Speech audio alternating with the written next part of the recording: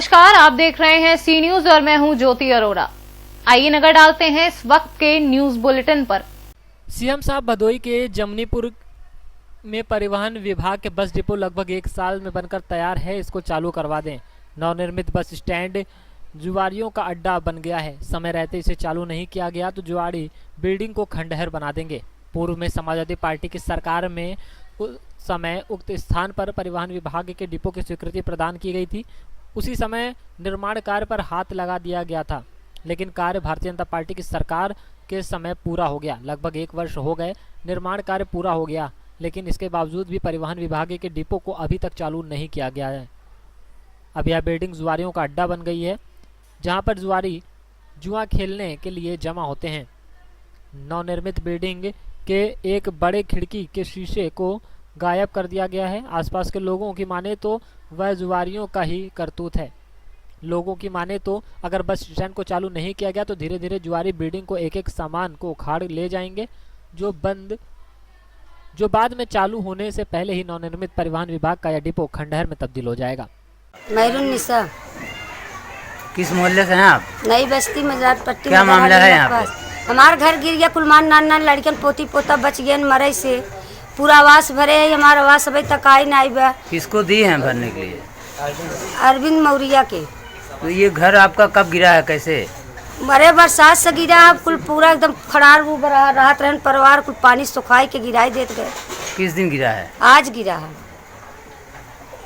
क्या चाहती हैं आप? हमार घर बनाई चाहत है, हमें रास्ता चाहे दोनों तरफ।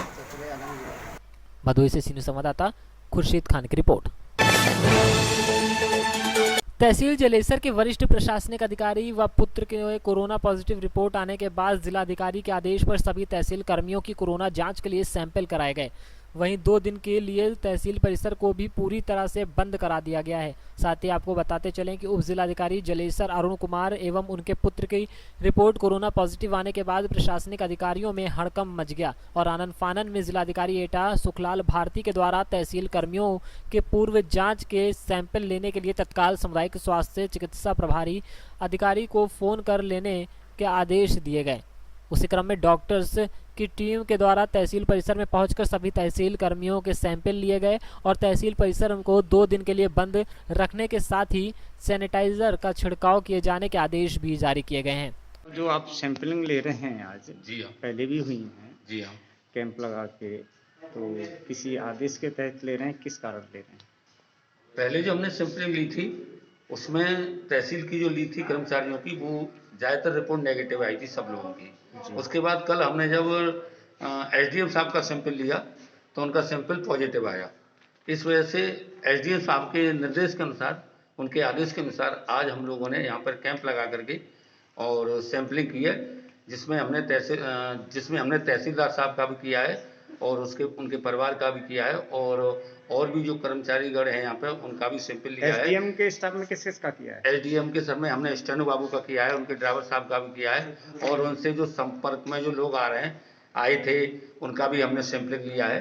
और पूरी तहसील में हमने जो भी कर्मचारीगण यहाँ पर हैं उन सबका आज हमने सैंपल लिया है। उसमें करीब 28 लोगों के सैंपल आज हमने यहाँ कैंप लगा के किए हैं। उनकी सबकी जो रिपोर्ट है वो मतलब वो सबके सैंपल हम लैब के लिए भेज रहे हैं और उसके आधार पर जो भी रिपोर्ट आएगी वो हम आगे कार्रवाई करेंगे। आज आपकी टीम में कौन कौन लोग आए हैं? आज हमारी टीम में मैं डॉक्टर वेद प्रकाश आरबीएस के टीम है और लैब टेक्नीशियन अमित कुमार जी हैं और भूपेंद्र कुमार जी ऑप्टोमेटिक्स हैं और राजा ठाकुर हैं। हमारी टीम में आज इस समय हम 4 लोग मौजूद हैं। एटा से सीनियर संवाददाता राघवेंद्र अगरिया की रिपोर्ट। विगत कई दिनों से कस्बा अवागढ़ में कोरोना पॉजिटिव मरीज मिलने के बाद भी प्रशासन के सुस्त रवैये पर भारतीय जनता पार्टी के वरिष्ठ नेता व व्यापार मंडल अध्यक्ष धर्मेंद्र पाल सिंह राजू के द्वारा प्रशासन से सवाल जवाब साथ ही जानकारी देते हुए मांग की गई कि जनपद में निधौली कला एवं जलेसर नगर में कोरोना पॉजिटिव मरीज मिलने के बाद यह प्रशासनिक अधिकारियों के द्वारा हॉटस्पॉट एरिया घोषित करने के साथ ही बैरिकेडिंग की है, लेकिन कस्बा अवागढ़ में अभी तक कोई कार्रवाई नहीं की गई है। साथ ही जहां कोरोना के मरीज निकले हैं वहां किसी भी तरह की आवाजाही से लेकर दुकानें भी सुचारू हैं। जिसको लेकर मांग की गई कि तत्काल हॉटस्पॉट क्षेत्र घोषित किया जाए और बैरिकेडिंग भी कराई जानी चाहिए। नेताजी, आप अवागढ़ मंडल के मंडल अध्यक्ष हैं और आपके नगर में यहाँ कोरोना के 4 पेशेंट अब तक निकल चुके हैं, लेकिन अभी तक यहाँ हॉटस्पॉट नहीं घोषित हुआ है। क्या कहना चाहते हैं इस संबंध में?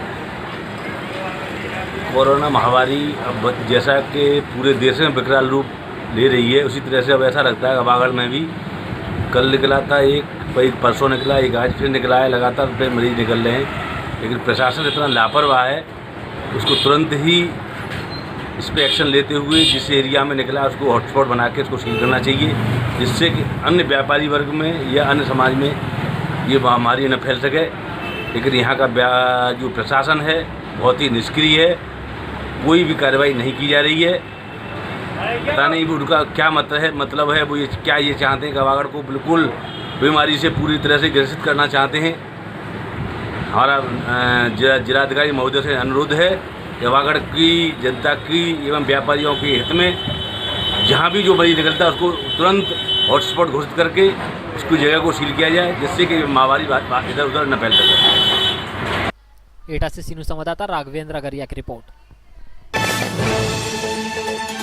खेतों तक पहुंचने का रोड नहीं बनने पर परेशान किसानों ने रोड पर ध्यान लगाकर विरोध जताया। बाबई तहसील के ग्राम जालौन के खेतों तक जाने वाली रोड की खस्ताहाल से परेशान होकर स्थानीय किसानों ने अनेक बार शासन प्रशासन का ध्यान आकर्षित करने की कोशिश की, सरपंच से बात की, बार बार निवेदन किया, लेकिन रोड नहीं बनने से दुखी होकर किसानों ने रास्ते पर धान लगाकर विरोध जताया है।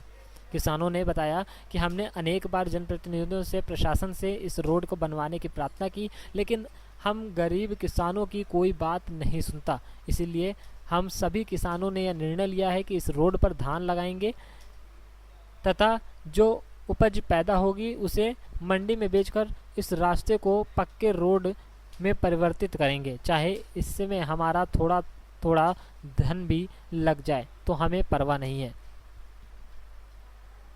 होशंगाबाद से कैमरामैन विनय गोरी के साथ सीनू संवाददाता सुरेश कुमार कोरी की रिपोर्ट। विदिशा रोड ढोल खेड़ी हादसा, पिकअप और स्कॉर्पियो में हुआ टक्कर, वाहन चालक और अन्य व्यक्ति गंभीर रूप से घायल, विदिशा अस्पताल में रेफर। विदिशा से सीनू संवाददाता अक्षय की रिपोर्ट। शमशाबाद में नदी नहाते समय एक युवक का पैर फिसलने से युवक नदी के गहरे पानी में चला गया, जिससे उसकी मौत हो गई। सूचना मिलने पर मौके पर पहुंची पुलिस ने रेस्क्यू कर शव को तलाश शुरू कर दी, लेकिन दिन भर मेहनत करने के बाद शव नहीं मिला। आज सुबह अपने आप नदी के बाहर शव निकल आया, जिसकी सूचना पुलिस को दी गई तो पुलिस ने मौके पर पहुंचकर शव को बरामद कर मार्ग कायम कर शव को पोस्टमार्टम के लिए भेज दिया है। मिली जानकारी के अनुसार शमशाबाद निवासी चंदू के बेटे नदी में नहाने गए थे, तभी उसका अचानक पैर फिसल गया, जिससे वह पानी में डूब गया, जिससे उसकी मौत हो गई। ये चंद्र प्रकाश और चंदू है, इनके पिताजी का नाम मान सिंह है, जाति से भोई है।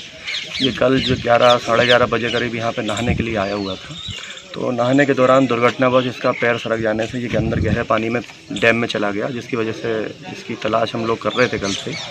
आज सुबह 6:30-7 बजे इसकी डेड बॉडी को ऊपर आने की वजह से लोगों ने देखा, तो सूचना मिली हमको। हमारी QRT टीम वगैरह भी लगी हुई थी और उसकी तलाश तो हम लोग कल से कर रहे थे। तो इसकी बॉडी आज दिखी, तो इसकी वजह से आज आके अभी इसकी जो है मौके की कार्रवाई वगैरह पूरा करा है। अभी इसके PM वगैरह करा रहे हैं और इसमें जो है जो भी आवश्यक वैधानिक कार्रवाई है वो की जा रही है। ये कितने घंटे में निकली कम से कम? ये कल जो है 11-11:30 बजे की घटना है और अभी सुबह 6:30 बजे करीब निकल गई, तो ये मान रहे हैं 24 घंटे के पहले ही निकल गई। शमशाबाद से सीनियर संवाददाता अक्षय की रिपोर्ट। इस वक्त के न्यूज बुलेटिन में फिलहाल इतना ही। देश और दुनिया की तमाम बड़ी खबरों के लिए आप देखते रहिए सी न्यूज, हर खबर आपके साथ, आपके हाथ।